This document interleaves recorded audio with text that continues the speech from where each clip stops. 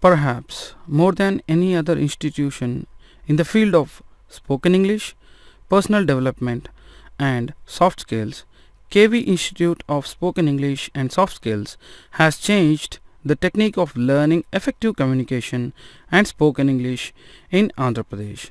Our most famous course on spoken English, interview skills, and effective communication has helped many people in Andhra Pradesh. Our mission is to help others overcome the fear of communication in English so they could achieve their dreams. With all the sessions in this program, which is called Complete Home English Learning Program, you can now benefit from the experience and insightful thoughts to learn and speak in English, along with effective communication and interview skills, which many people have discovered from KV Institute. By following the ideas and techniques presented in this program, you will become an effective and powerful communicator who would be able to make things happen and be successful in communication as well as improve interview skills. Now, KVIS is proud to bring you Advanced English, Effective Communication and a session on interview skills. Advanced English. Our first topic would be sentence structure. Learning outcomes from this topic. Sentence structure and its importance, word order to make a good English sentence, forms of sentence and types of sentence. Now let us know what is a sentence. A sentence is a group of words with a subject and a predicate. When a subject and a predicate express a complete thought, it is called sentence. To make sure your sentences are clear and complete, you should be able to recognize the subject and the verb in a sentence. By following the simple steps below, you would be able to easily identify subject and verb. To be able to find the subject in a sentence, you need to ask yourself what word is the sentence describing. And you also need to ask yourself what did the subject do to find out the action verb. The meaning of an English sentence completely depends on how we arrange the order of words. For instance, the player dropped the catch. It is a very simple sentence. By placing the subject before the verb and the object after the verb. The adverbials how, when and where generally come after verb or after the subject. I waited at the theatre till 5:30. I waited where? At the theatre. When? Till 5:30. Now let's see forms of sentence. A sentence has 4 forms. They are statement or declarative sentence. These sentences end with a full stop or a period. Question or interrogative sentence. This sentence ends with a question mark. Command or imperative sentence. These sentences end with a period or an exclamation mark. Exclamation or exclamatory sentence. These sentences end with an exclamation mark. Let us see sentence types. There are 4 types of sentences. They are simple sentence, compound sentence, complex sentence and compound complex sentence. Let us know about simple sentence. A sentence which has one independent clause is called a simple sentence. It has one subject and one verb, although either or both can be a compound. A simple sentence can have adjectives and adverbs. A simple sentence cannot have second independent clause or a subordinate clause. Let's see the example. The ice cream melted in the sunshine. In this sentence, the subject is ice cream and the verb is melted. Let's see another example, which is a complete sentence but will not have a verb, which is made in India. In this sentence there is no verb. This bike is made in India. This is another sentence which has a verb and it is a complete sentence. Let's see compound sentence. A sentence which has 2 or more independent clauses is called a compound sentence. The independent clauses can be joined in one of the two ways. The two ways are with a coordinating conjunction or with a semicolon.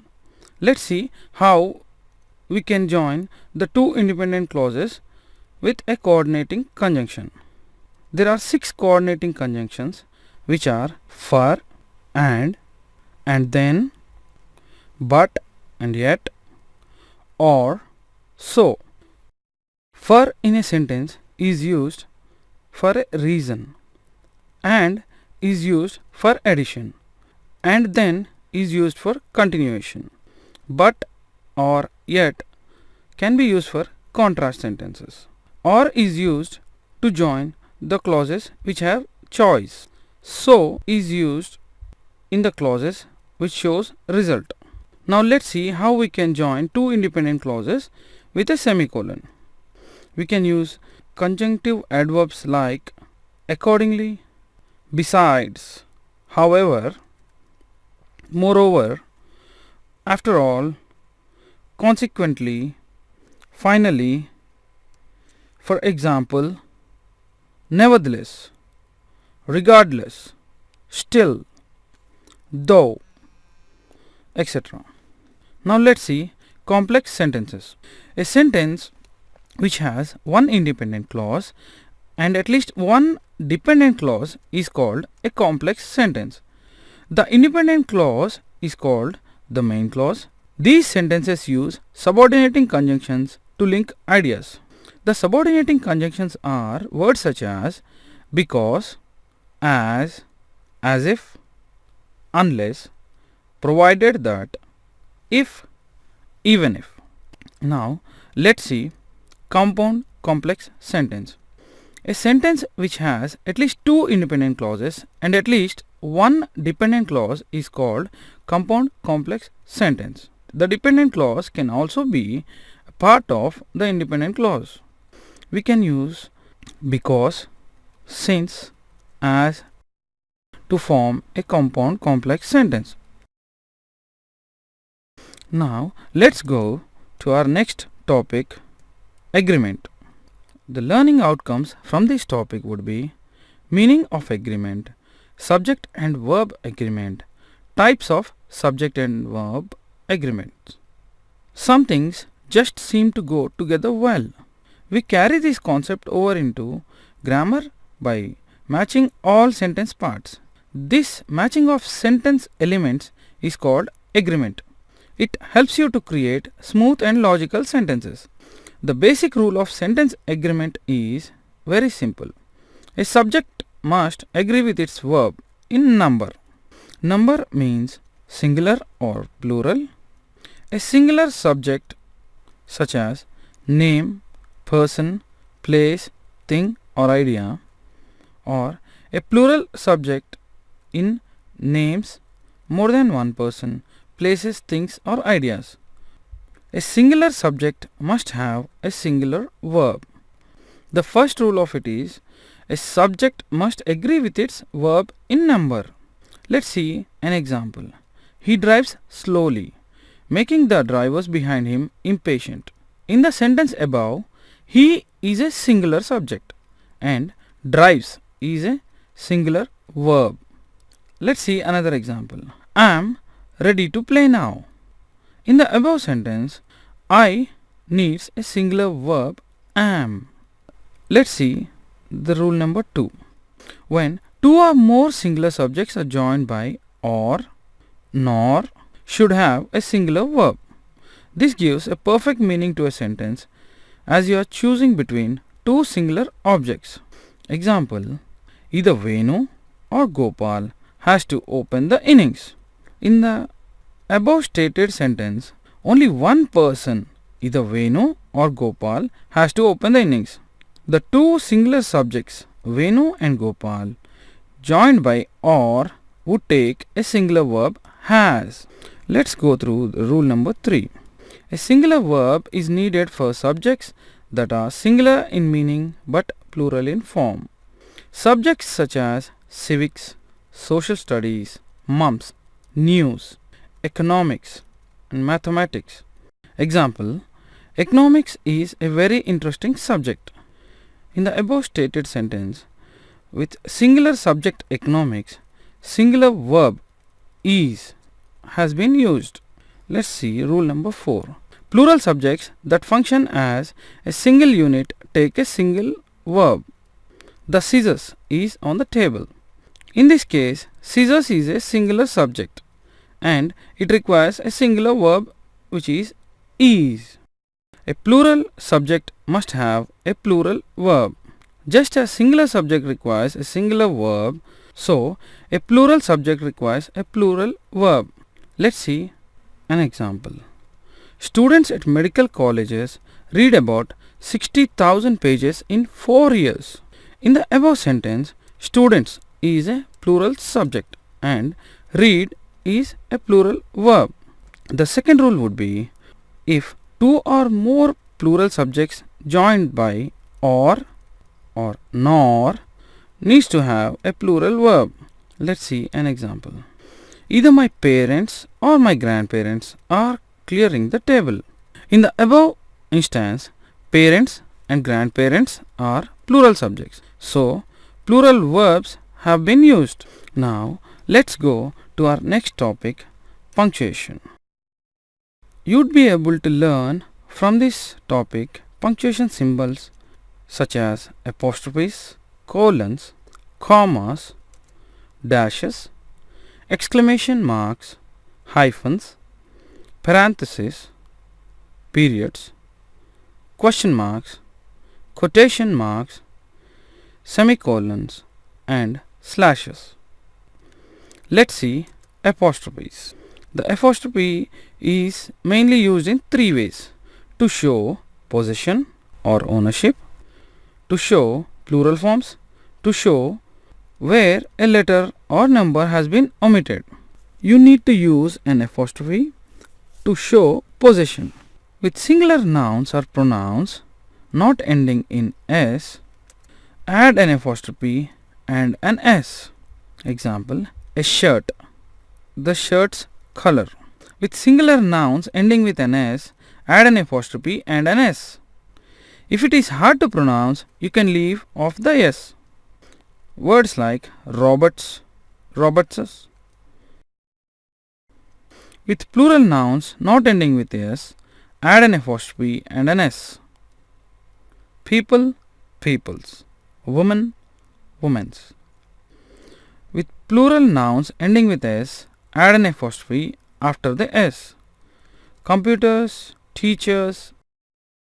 There is very simple technique to identify where to put an apostrophe, which is you need to analyze to whom does it belong. And for instance, my friend's car. When you analyze, you can find whom does the car belong to. As it belongs to your friend and your friend is a singular, so the answer would be my friend's car. Now let's see the second way to use apostrophes, which is to show plural forms. Apostrophe can be used to show plural form. An apostrophe and an s can be used after a number, symbol, letter, etc. 5 sevens, 2 twos, twos. And the third way where you can use an apostrophe is to show where a letter or number has been omitted. In words like will not, you'd be using won't, could not, couldn't, I will, I'll.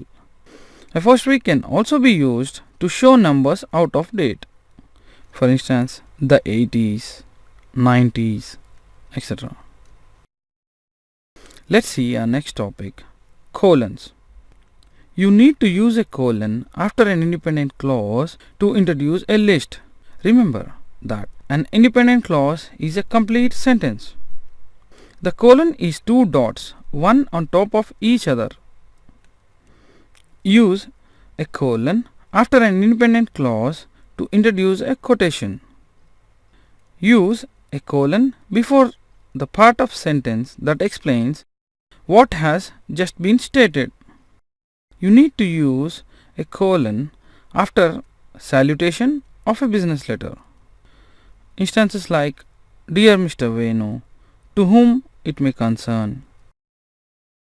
You need to use a colon to distinguish a chapter from a verse in a biblical citation, hours from minutes, and titles from subtitles. Now let's see commas. Commas are the most frequently used marks of punctuation in English. In fact, commas occur in writing twice as often as all other marks of punctuation. Commas tell us how to read and understand sentences because they tell us where to pause. Let's see how a comma can be used. It is used to set off parts of a sentence. Use a comma to separate parts of a compound sentence. You need to use a comma before the coordinating conjunction. For instance, the tickets were sold out, so we decided to have dinner. As there was a comma after sold out, I had to pause over there. You need to use commas to set off dialogues. Venu said, "This movie won national award." Use a comma to separate the parts of an address. You know how to write addresses by separating commas, right? You need to use comma after introductory and concluding expressions. After an introductory word such as, "Yes, I'd be able to make it on time to the movie.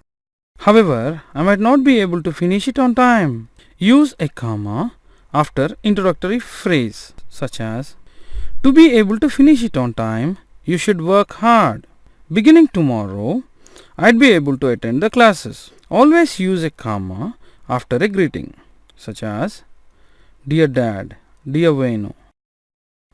You need to use a comma after interrupting words and expressions such as, "The latest movie from Kamal Hassan, did you know, has been released across the world." Let's see dashes. A dash is not the same as a hyphen. A dash is used to add emphasis with additional information. Exclamation marks. Use an exclamation mark after every exclamatory sentence. "How dare you! What a pleasant surprise!" Let's see our next topic, hyphens. A hyphen is smaller than a dash. It is used to show a break in words. Traditionally, a hyphen was used to show a word break at the end of a line. However, modern computer software has virtually eliminated this use of hyphen. You need to use hyphen in compound nouns such as nowadays, great-grandmother, pea-sized, and also you need to use hyphens in written out fractions and in written out compound numbers such as 21, 1/2, 55. Parenthesis. Use parenthesis to set off non-essential information because it gives the reader additional information that is not crucial. Parenthesis or brackets is used to enclose additional information in a sentence. It is also used to enclose numbers or letters.